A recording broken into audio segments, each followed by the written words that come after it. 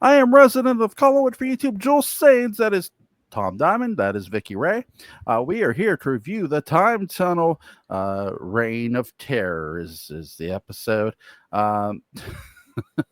So this is about when they behead what's that girl? Marie Antoinette, I think. Mm-hmm. Um, Yeah. so here's a question: what did you guys think of the cool set designs here we get? Okay. You go first, Tom. I'm looking for my notes about set design. I was ready for you, Jewel.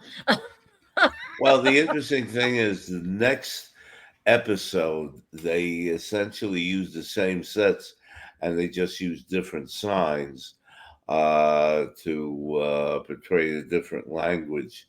But I thought I think obviously the main thing to this episode is with Purcell, who comes across as his ancestor and does a I don't know if he does a great job with the accent, but he does a half decent job with the accent.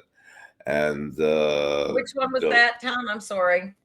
Whip Purcell is the Okay. Yeah. Okay. yeah, Whip Purcell is the star of the show, and my understanding is they just approached him and said, "We want to use you as your own ancestor," and he Yeah. was, and I think he was surprised because I didn't think he expected to be approached like that, but they, I think he did a, I think he did a basic job, but his accent was not the best that It I've was a ever little. heard. It was a little over heavy. I think he was trying to like. He was trying too hard, almost. You know. Yeah, that's a good estimation of it. But I mean, he's Uh, a great actor. I mean, it was nothing. You know, nothing like oh, that. But sure. most of their stuff came from Tale of Two Cities and the Story of Hmm. Mankind. Now, Tale of Two Cities was the 1935 backlot stuff, and they used the stock footage for that. And the Story of Mankind was 1957. That was also stock footage. They used a lot of uh the Voyage to the Bottom of the Sea. A lot of that stuff was from that set. So they did a lot That of would, that. But I I'm mean, not he always surprised. did that though. He borrowed a lot of stuff from all of the Fox sets, even the wardrobe and the musketeer outfits. Uh He huh. said he took the large chamber where Robespierre holds court is a redressed set from historical dramas from The Prince and the Pauper in 1937. So that guy just cannibalized anything he get his hands on. It was like 30, That's 40 a years good old. movie, by the way, The Prince and the Pauper, Yeah, I with love the all that old stuff. I love all that old stuff. with the two of them.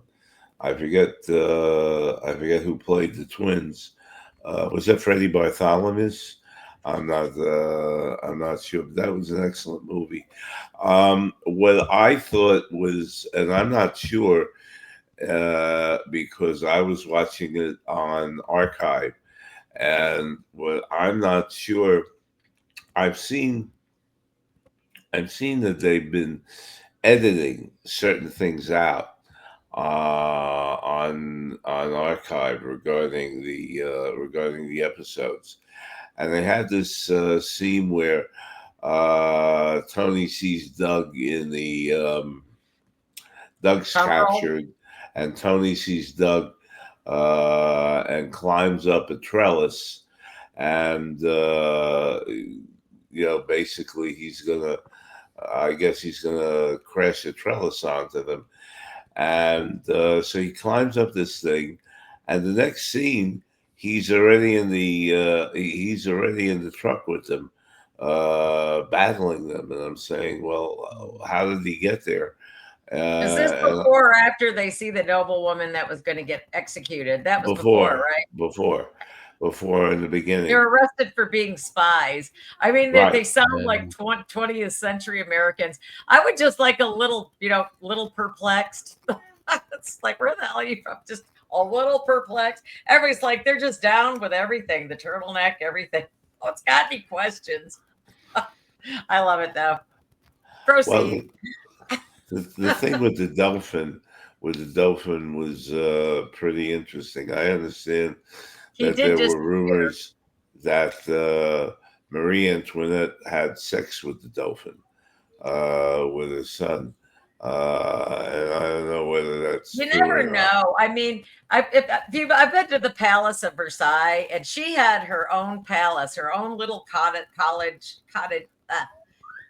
Uh-huh. palatial whatever out back. And I mean, it was something to behold. I have never seen such a vulgar display of wealth. And if anybody had it coming, they all did. This ornate gold. This place is the size of the Pentagon. I mean, that's how big it is. What I got, I mean, I just like, oh my God, it's so big. And I mean, you see the gold gates and you could see the hill, and you just envision all of these people, the pitchforks, everything just coming to get her, you know. But I mean, it really, the let her eat cake, let them eat cake moment was probably about all they could handle at that point. But I mean, they really were bloodthirsty. I mean, it didn't matter if you were innocent, they were sending everybody to the guillotine. So, I The mean, it was main, just the national pastime for the national razor, you know. They still use it, don't they? I think sometimes sure, for really baddies. the guillotine once again is it was a prop left over from the previous episode Yeah. on Devil's Island, and they didn't Skeleton have anything City. else. So They they had didn't one have for the anything Skeleton else to City. do with it. What? Yeah.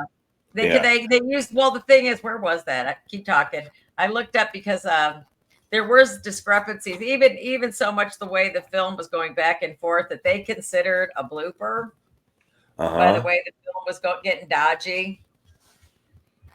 I thought you'd like that. I found a couple bloopers for you. What I did just they got to watch consider? them. What did they Oh yeah, there was consider? like during one control room scene, there's an overhead. Now you should like this overhead boom mic shadow that's faintly visible in the upper frame Oh, I when missed Dr. that. McGregor steps towards the main console. Did you see Oh, it? that's You great. always get the Yeah. booms. Oh, you see the boom mic? Oh, Yeah. oh Very. wow. Oh, I And it missed says that. if you look closely, you could even see nautical themed wall engravings that Oh, weren't that's totally great. fully covered. Oh, that's great. Let me see. Where was it about the guillotine mishaps? Here we go. In one shot, the guillotine blade is shown being raised. It's a recycled insert. The sky is a bright daylight, but in the next shot with Doug and Tony, it's clearly dusk or a darkened studio set. And the Uh-huh. guillotine crowd also shifts in number. A large throng in the stock shot suddenly becomes a handful of extras on the Fox backlot. And they had stock footage continuity errors. They did, mob scenes lifted from A Tale of Two Cities and The Story of Mankind often didn't match the main footage, which also set off the lighting and the film grain, which are noticeably different cutting from Doug and Tony towards the crowd. And there was people Interesting. that they threw in there with different period costumes, like closer to 1780s or even Mhm. slightly Victorian. So, I mean, it was kind of funny how some of that stuff did get inserted, but they did kind of, not pay attention to everything. So there was a few bloopers in there. I am surprised that you did not catch that. Well, My blooper person. I'm not, because I was watching it on a channel that was editing stuff out in the first place. I don't Oh know. God. There's You channels know, that still do that. Where? but that's okay. Vickie is. I passed the torch on to Vickie, who's the new blooper The new queen. blooper person. The new You know, blooper and queen. The well, new you can see the TV across the room on a bigger screen, but I just can't read pill bottles. took only 5, What 6 was me? years, but she's got it now. Yeah. She's Thanks, Tom. Waiting you. anytime, anytime. I like to pass the torch on to stuff like that. What did you think of the? You like the design, Jewel. What Mhm. else did you think of the episode in general, including the dialogue between General Kirk and the and his ancestor? I thought it was really good because, again, any actor to play double roles isn't easy. I mean, Kirk Douglas did it in The Man Hmm. from Snowy River. But anytime you can get that kind of commitment from an actor who's willing to do it, go for it. And I enjoy that kind of stuff. Anytime an actor's that talented to play dual roles, yeah, his French accent wasn't perfect, but I'm not going to crucify the guy for it. It happens. Uh, I will French say, accent was horrible. I do. I will say, there's the two things I love the most here, other than the setting, is the costumes look great, and we do get Mhm. a lot of running around. And It's a good point. considering it's supposed to be, the era of the guillotine, I could see a lot of running around. I wouldn't want my head missing. So I think that was in one of the history books, that there was a lot of running around. So they did that here in this episode, but you do get a little bit of you get a little fight choreography going. I'm always a sucker for good fight choreography.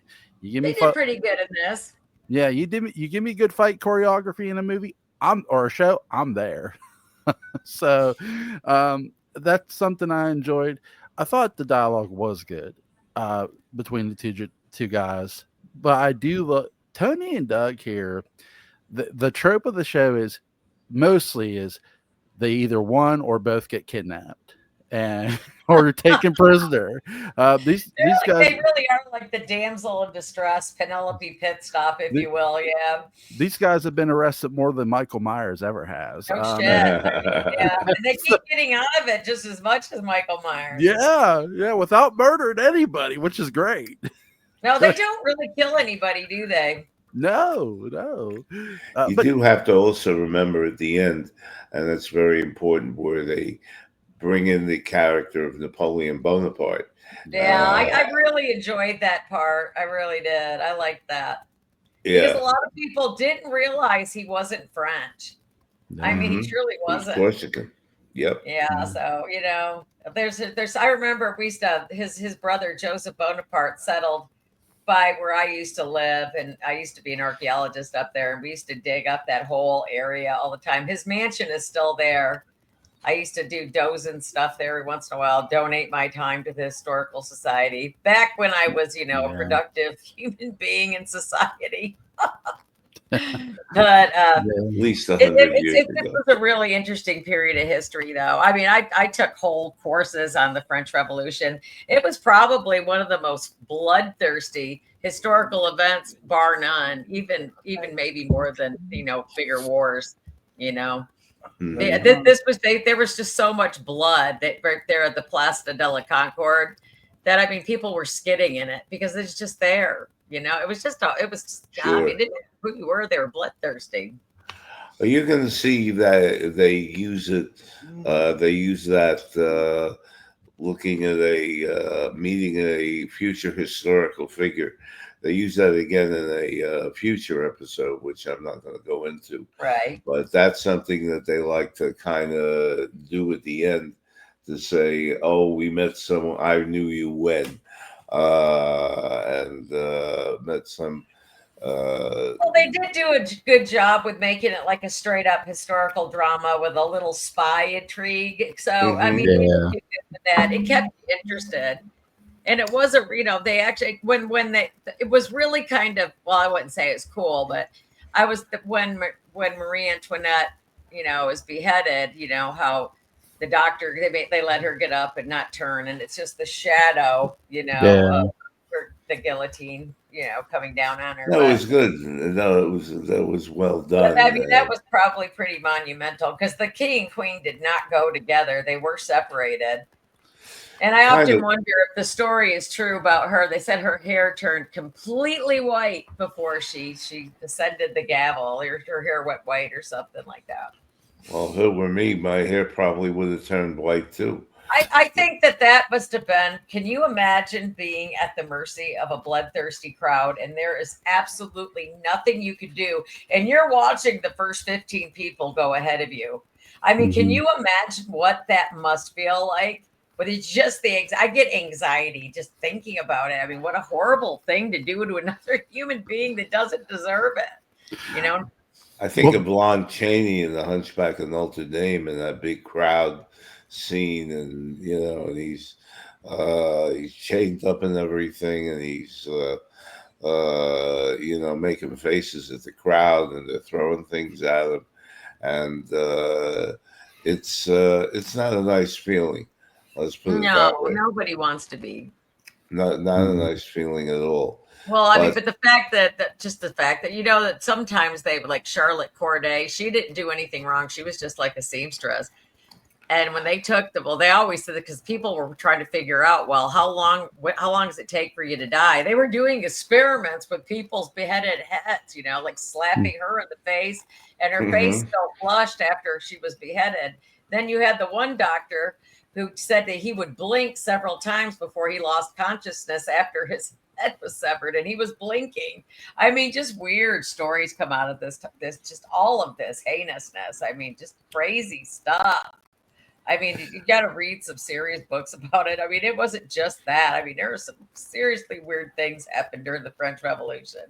I wasn't too crazy about the actress who played Marie Antoinette because I thought her accent was almost just as bad Well, as she the was general. Austrian. She wasn't French. Oh, Yeah. that's true. That's true. I mean, that was So the, she's that got that an was the first thing excuse. I noticed. So she's got an excuse. So And she that was Mm. very young. I mean, she was a very young woman when they were just kids when they got married and ascended to the throne. So, but she apparently had her share of affairs. mhm. The ring is She is had another lots of plot lovers. device, which Mhm. essentially is energized by the time tunnel, and it's a way to fix. The villain was such an annoying. He was annoying. Him as a villain, him being the bad guy, annoyed the shit out of me to no end this time. Don't ask me why. I just wanted to bitch slap the shit out of him for the whole 45 minutes, 52 minutes, whatever. He was just, God, what an annoying countenance he was in this episode. Love him as the good guy general, but oh my Yeah. God, he was awful as this. He was just such a pain. I mean, relentless.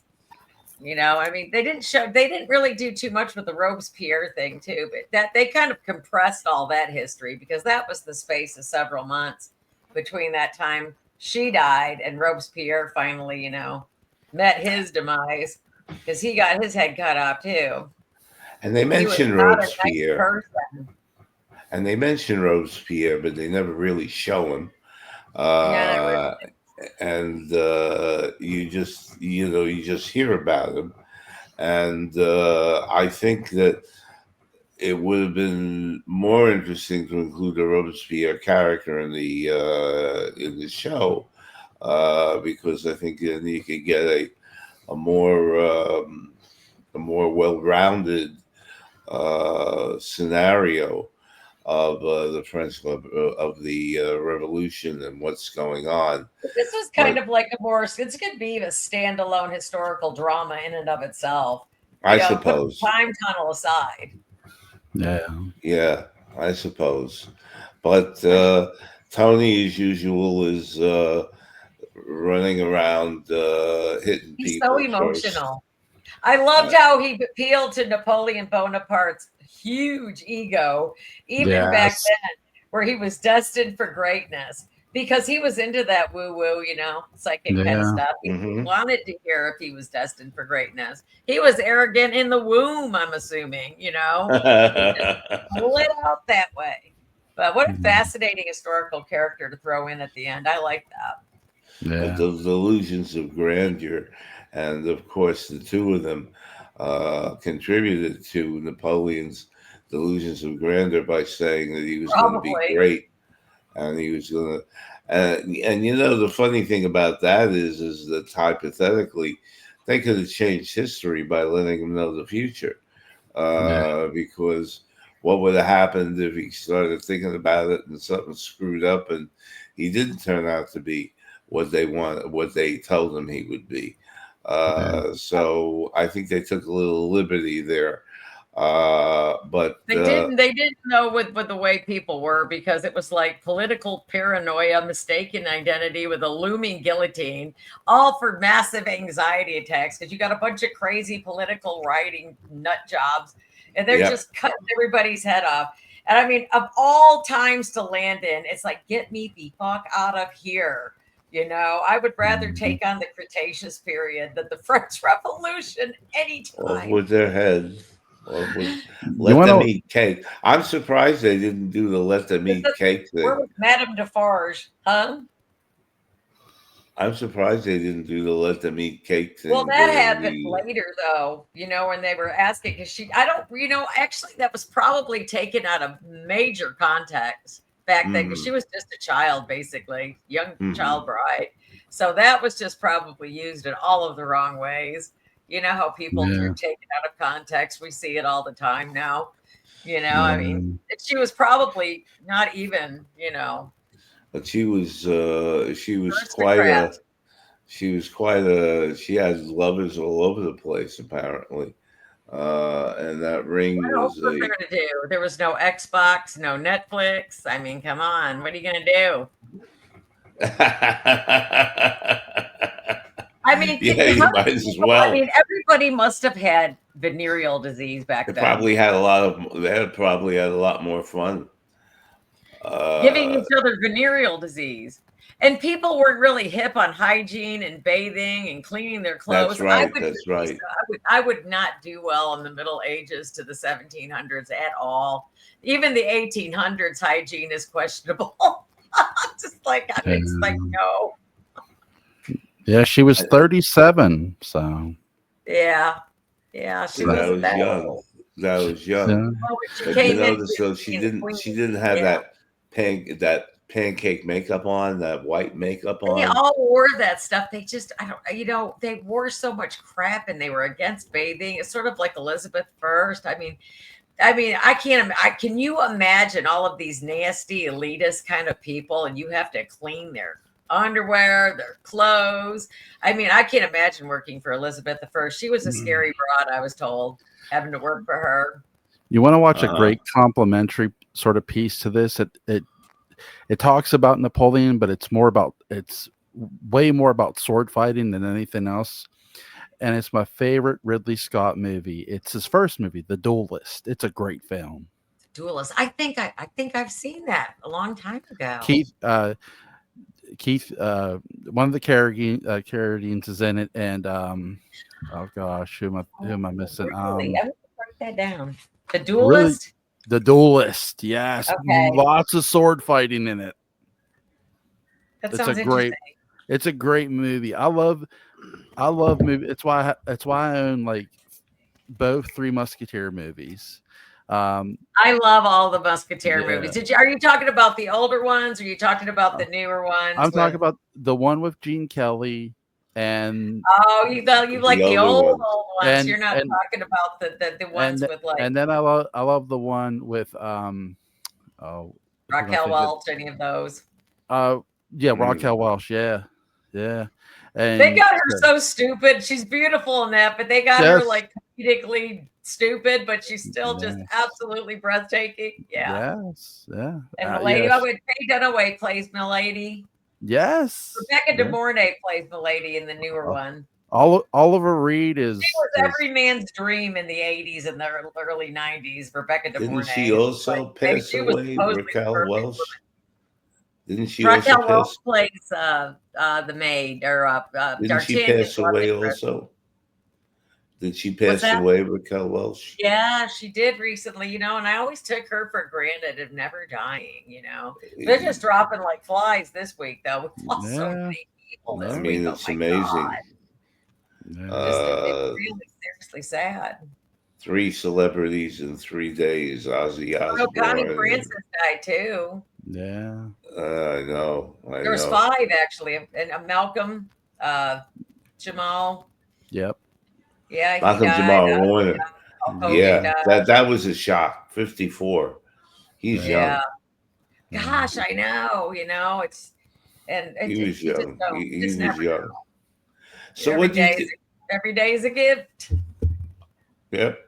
So what do you think of on a scale of 1 to 10? I would give this an 8.5. And, I would easy too. You're giving it a what? I would give it an 8.5 easy. Maybe even push it up to a 9. Because it really does. It really did do good. The revolutionaries' uniforms. They had all the a courtroom. They had the government hall stuff. they had all these cool, historical sets that they got from like Prince and the Pauper. Well, I guess the Nautilus shouldn't be part of it, or Voyage to Just the the Bottom. accents were rotten. That Yeah, was but you know what? But do you know the thing is, like my friend Joe always tells us, Joe, he's always, some of these things weren't meant to be viewed a million times. Like soap operas. Dark Shadows was not meant to be viewed a million times. That's right. So a lot of this shit, like all of the music in Universal Monsters, you notice is all just recycled music. Dracula, Frankenstein, The Mummy, Invisible Man. I mean, because they weren't supposed to, I really never thought of these things till I talked to these younger director guys and stuff, and they just go, oh, that wasn't supposed to be seen all these times. That's why it seems so mundane and, to us probably. And it's just like, wow, the accent. Because you're not supposed to think about it. Like when we were watching that back in the day, did we even think about any of that? No. And I mean, when you look back into the 80s shows now, how effing cheesy sometimes, but we weren't in that mindset. It was just such a different time, and you always got to think, I always tell everybody, it's like, God, this, like the kids, like Asher, think of old Toho Productions. I get off on old Godzilla. Love new Godzilla, but really, I thought Godzilla was real when I was a kid. I thought War of the Gargantuas was the scariest fucking thing that I had ever seen, because I thought Green Gargantua was going to get me. But I'm just saying, but now if they made one, would it be cool? I really wish they would redo War of the Gargantuas. I've been waiting patiently for that one. Somebody do it, please. But I mean, it's just another time. You're just in another world. That was cool special effects, no matter how weird it looks to us now. But it's good stuff. I always tell the kids anyway. It's good stuff. Yeah. I love John Carpenter, but John Carpenter's Halloween didn't scare me. What scared me was George A. Romero's Night of the Living Dead. And what's weird is when I saw it, and 2 days later we went to a funeral, and I was scared to go up to the coffin.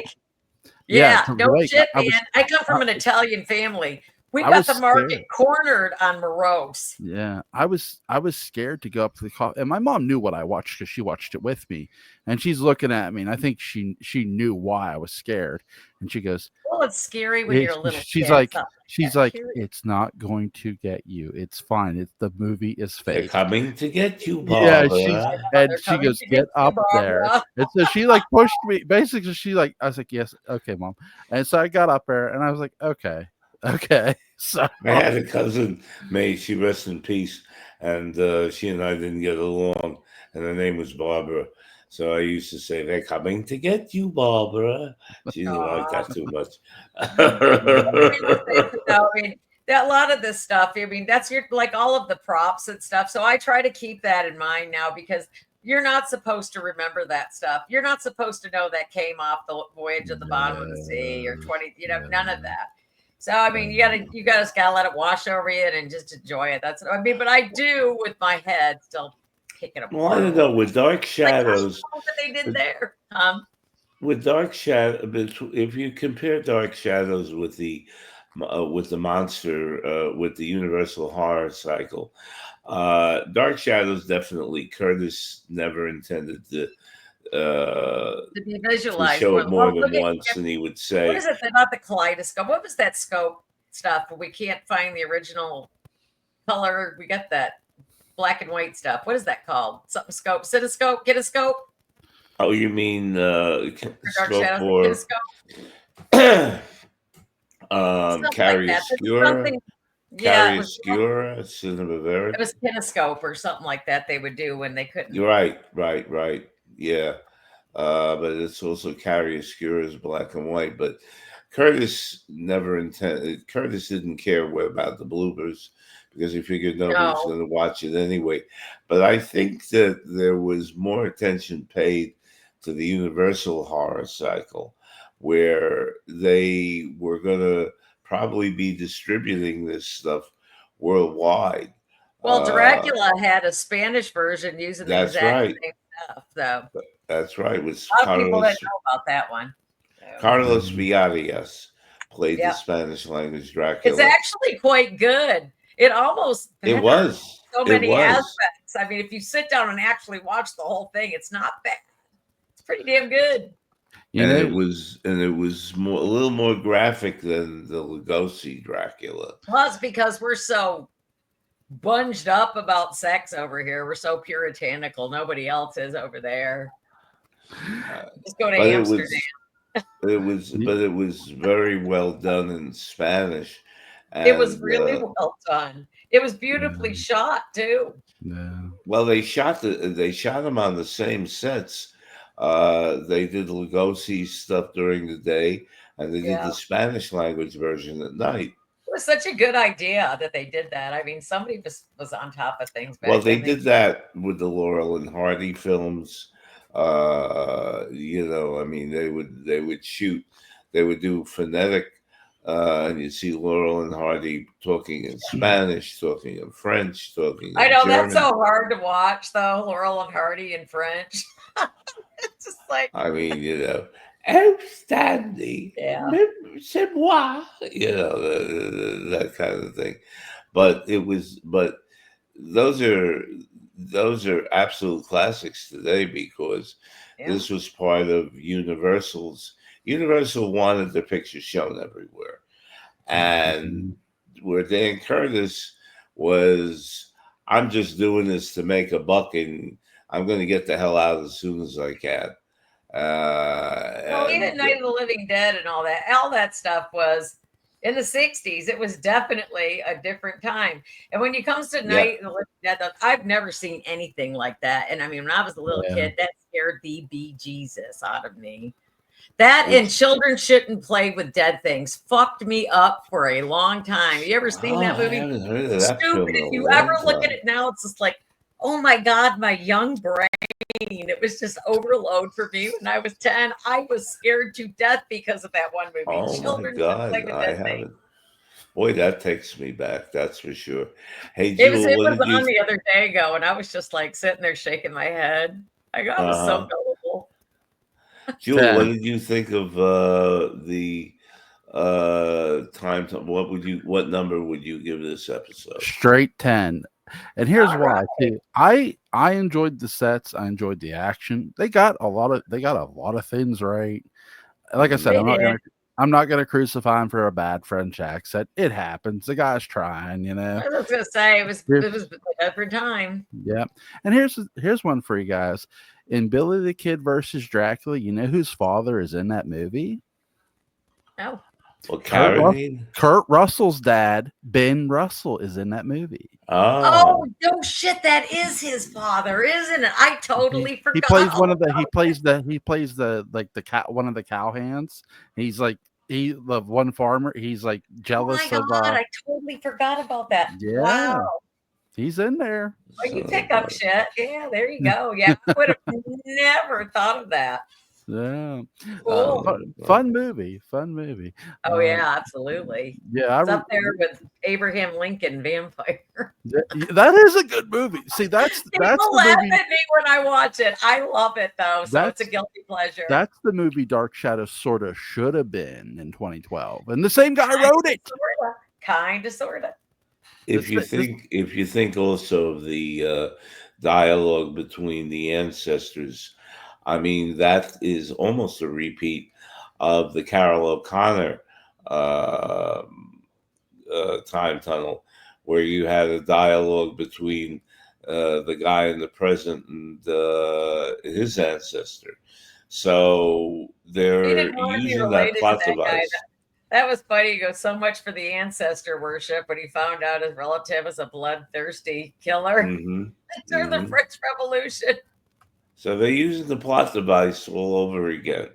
But I think the difference is that it's with Bissell, one of the main actors in the show, and I think that people were interested, basically, to at least take a look and see um, how he did, and as I said, he came up to the.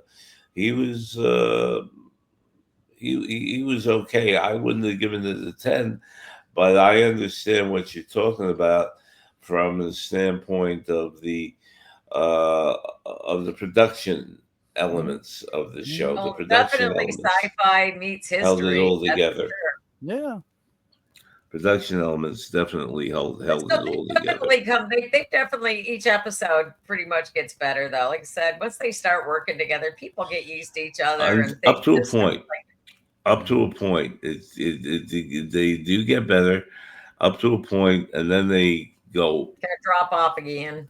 down the tube. Down Well, the that's tube, with especially. everybody, though. I think everybody has that problem. I mean, we were covering the show Soap for a while, and it got to the point where, Soap was great. It was funny.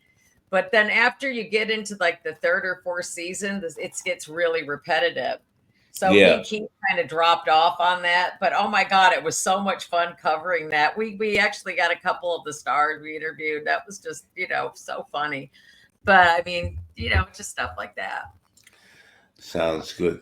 So next week we are, and this is the episode that Vickie's been waiting for, the Cold War episode. I started it, and then I was watching Timeless, and I couldn't get the last 14 minutes in, so I was like, damn it, I gotta go log in. So I'm gonna shoot back and watch that. It was getting good. Benedict Arnold. Right. That's don't tell me. That's an excellent, that's an excellent show. And it's they had a lot more money to work with. And in Dark Wind, that was really good. You Joel could told tell. me about that. Yeah. Dark Wind. But the Cold War episode is basically it has a nice twist to where it. they dropped them this time now. Has a nice twist to it. So I guess we're all free for some day at 8. Yeah, and I do want to pencil you guys in for Halloween H2O. So let me know you guys' schedule. And we'll do that one down. Are we all ready? Yeah, I'm ready. I'm really down for that one. I have not done a podcast on H2O ever, so I'm due. Yeah. So yeah, Tom, whenever your schedule is free, man, let me know. We'll do Halloween H2O as well. Halloween, which one? H2O. H2O. HTO? Oh, H2O. 20 years. Oh, Halloween H2O. It's a 20-year. I guess it represents a 20-year anniversary. Yeah, it's an anniversary movie. Is she in that? Jamie Lee Curtis is in it. Yeah, she is. She looks good in it. Yeah, she does. She's still looking good in it. She always looks good, though. She's like, what? How old? She still looks great. And considering she's doing a Murder, She Wrote reboot, why not? Oh, is she really? Is she doing it? Yep, she's doing it. Oh, I said, well, you know what? She's coming into her own still. There is nothing wrong with taking older roles. There's nothing wrong with getting old. I was like, there's just nothing wrong with it. Nothing wrong with being older. Embrace the madness. Old. It's time nothing to wrong embrace with being older. And remember, you're not old. Like, yeah, you're not old. You creep along and everybody says hi. I like older because there's more mature element to it. But that's me. I don't have too much maturity in my body. I mean, there was a guy that got sucked into the MRI machine, and I couldn't stop laughing. What the fuck? How do you get sucked into an MRI machine? Who wears that much silver in an MRI machine?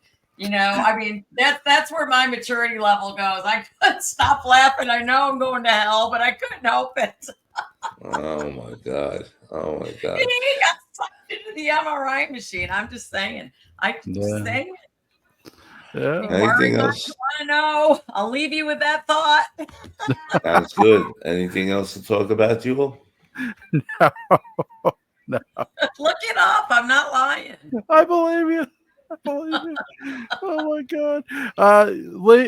Link to the Literary License podcast is going to be in the description box. You can get both Vickie Ray and Tom Diamond on Facebook. Ask them any sorts of questions. Make sure you give Tom plenty of horror recommendations because we do. Along with the Serbian film lines. He loves that stuff. There you go. You guys enjoy the rest of your weekend and be safe. Bye, guys. You take care now. Be well. Bye. Be well. Be well.